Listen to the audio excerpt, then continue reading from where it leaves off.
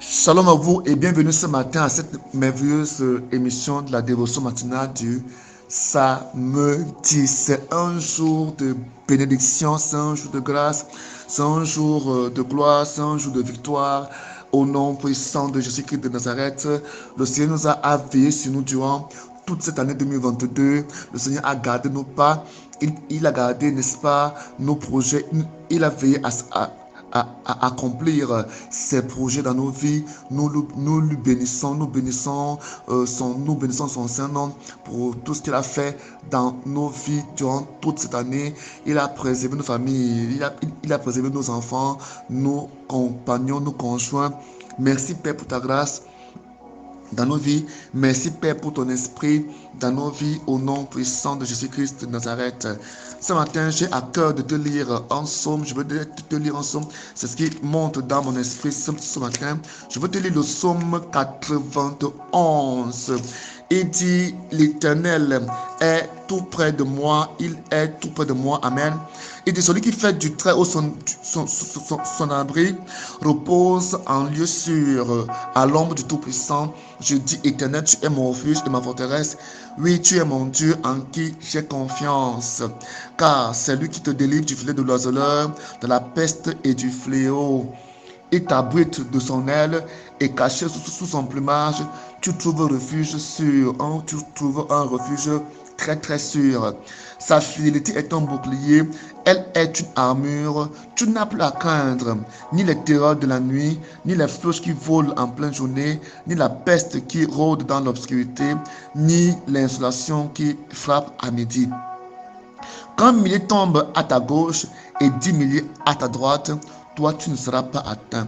Ouvre seulement les yeux et tu pourras observer, tu pourras contempler le châtiment des méchants. L'Éternel est mon refuge. Si tu as fait de l'Éternel ton refuge, si tu as fait de l'Éternel ton abri, aucun malheur ne t'atteindra, aucun mal ne t'atteindra, aucun malheur n'approchera de la tente où tu demeures, car il chargera à ses anges de veiller sur tes chemins, de te porter sur leurs mains, de peur que ton pied ne heurte une pierre. Tu pourras marcher sans crainte sur le lion et sur la vipère, dit l'Éternel. Tu pourras marcher sans crainte sur le lion et sur la vipère, dit l'Éternel. Tu fouleras au pied le lionceau et le serpent, parce qu'il m'est attaché à moi. Le Seigneur, je vais le sauver et le protéger, car il me connaît. Il m'invoquera et je lui répondrai. Oui, je serai avec lui au moment de la détresse. Et je le délivrerai, je le couvrirai de gloire, je le comblerai de longs jours et je lui ferai connaître mon salut. Tel est le psaume que j'ai reçu pour toi ce matin. Alors, ce matin, je voudrais te parler de la parole de la foi. La Bible nous fait comprendre que la parole de la foi est une parole dite avec foi. Pour comprendre ce que c'est que la parole de la foi, il faut bien comprendre ce que c'est que la foi. Hébreux 11, verset 1, nous fait comprendre que la Hébreux 11, verset 1 nous donne la définition de la foi selon, n'est-ce pas, selon la parole de Dieu. Qu'est-ce que la foi et qu'est-ce que la parole de la foi? Hébreux 11, 1, il dit la foi, c'est une façon de posséder ce qu'on espère et un moyen d'être sûr des réalités qu'on ne voit pas. Vous voyez ici que la Bible parle des réalités qu'on ne voit pas. Donc il y a des choses qu'on ne voit pas, mais qui sont des réalités. Ce qu'on ne voit pas, c'est quoi? C'est l'invisibilité, c'est ce qui est invisible.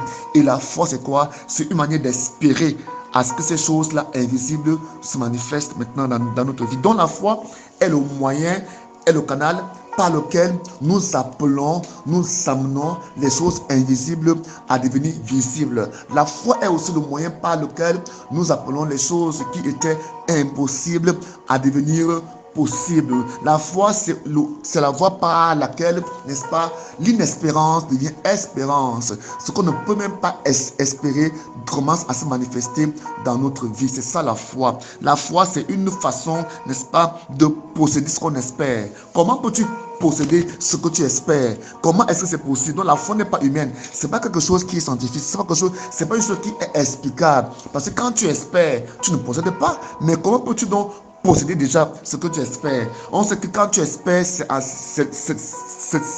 c'est du domaine de l'abstrait, du spirituel, de l'invisible. On espère une chose à venir, une chose qui n'est pas encore là. Mais la foi te dit que tu possèdes ça. Donc la foi, c'est un moyen d'amener à la possession ce que tu ne possèdes pas, ce que tu ne vois pas. C'est ça la foi. Et la foi vient de qui? La foi vient de Dieu. On communique avec Dieu par la foi.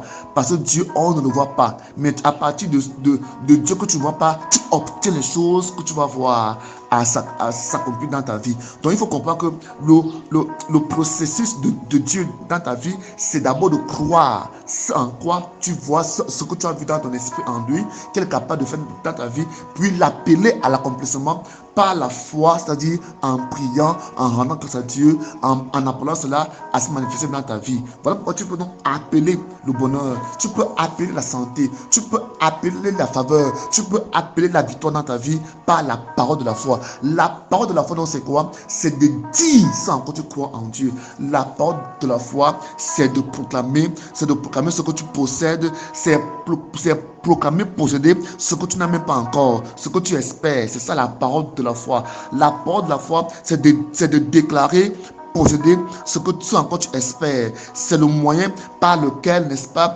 tu entres en possession des réalités que tu ne vois pas. C'est le moyen par lequel tu déclares entrer en possession des choses que tu ne vois pas, que tu n'entends pas, que tu ne ressens pas. C'est ça la parole de la foi. La parole de la foi a la capacité, n'est-ce pas, de créer, a la capacité de transformer, a la capacité, n'est-ce pas, de guérir. Tu peux guérir par la parole de la foi en croyant. Mais seulement, il faut que quand tu déclares ces paroles-là, que tu crois. Hébreux 11, verset 6 dit, il dit car, or, sans la foi, il nous est impossible de lui être agréable. Car il faut que celui qui s'approche de Dieu croit qu'il existe et qu'il est le rémunérateur de ceux qui le cherchent. Alors, la foi est le moyen, la foi par laquelle on s'approche de Dieu et on obtient tout ce qu'on veut de Dieu. La parole de la foi donc, est donc cette parole que nous déclarons avoir, posséder, obtenir tout ce en quoi nous espérons en Dieu. Nous croyons que c'est Dieu qui l'accomplit. Alors ce matin, tu dois comprendre que la parole de Dieu nourrit la foi. La foi vient de la parole de Dieu. La foi vient de Dieu. C'est Dieu qui donne la foi. La foi ne vient pas de l'homme. La foi ne vient pas, n'est-ce pas, de l'école. La foi ne vient pas, n'est-ce pas, de ton environnement. La foi vient de la prédication de la parole de Dieu. Tu peux être guéri. On a vu les gens guérir par la parole de la foi. On a vu les gens être guéris. Jésus a dit à cet homme qui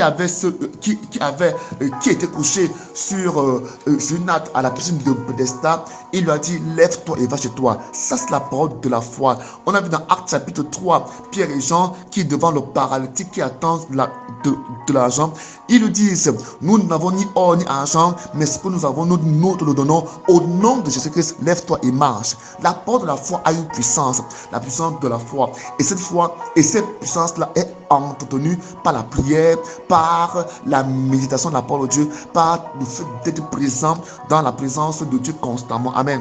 Donc ce matin, ta vie, n'est-ce pas, prendra la tournure que toi, tu lui donneras par la parole de foi, par ta parole de foi. Nous avons appris depuis plusieurs semaines que par ta langue, par ta parole, ta vie est transformée. Non, ta vie est à l'image de ce que tu déclares. Ta vie est à l'image de ce que tu dis. Tout dépend de ce que toi tu dis sur ta vie. Ça se passera ainsi. Si tu parles malheur, ta vie sera malheur. Tu parles bonheur, ta vie sera bonheur. Donc tout dépend de toi. Alors ce matin, commence à changer, n'est-ce pas, ton langage. Commence, n'est-ce pas, à revoir ton langage, que ton langage soit un langage de foi, que tes paroles soient des paroles de foi, que tes paroles soient des paroles de foi, des paroles de vie, des paroles, n'est-ce pas, pleines d'assurance. La Bible dit que Abraham a espéré comme toute espérance. Il a espéré aux choses qui n'étaient pas espérables. C'est ça la foi. La foi amène à l'accomplissement des choses impossibles, des choses incompréhensibles, des choses qu'on ne peut pas, qui dépassent l'entendement. Par la foi, tu peux avoir des guérisons instantanées. Si tu crois maintenant, tu peux être même guéri avant même que je ne prêche. Pendant que je prêche même la parole de Dieu, tu peux être guéri avant que je ne prie, avant que je fasse des déclarations. Alors ce matin, sache que tu es béni, sache que tu es béni. Cette année 2022 a été une merveilleuse année, une année de bénédiction, une une année d'accomplissement d'exploits divins. 2023 est une autre année. C'est une année pour la grandeur. C'est une année pour la grandeur pour toi. Écoutez bien, cette année sera très très bonne pour ceux-là qui croient en Jésus, pour ceux qui sont en Christ, en Dieu. Amen. Quand tu es hors de Dieu, l'année ne peut pas être bonne pour toi parce qu'il n'y a pas de protection, de sécurité pour toi. Il n'y a aucune assurance, il n'y a aucune promesse. Pour nous qui croyons en Jésus, nous avons des meilleures promesses pour nous pour chaque année. Alors ce matin, viens à Christ, sois béni au nom de Jésus. Mon nom c'est l'apôtre Jean Chouel. Mon contact, appel WhatsApp est le plus 237 699 97 82 47. Shalom.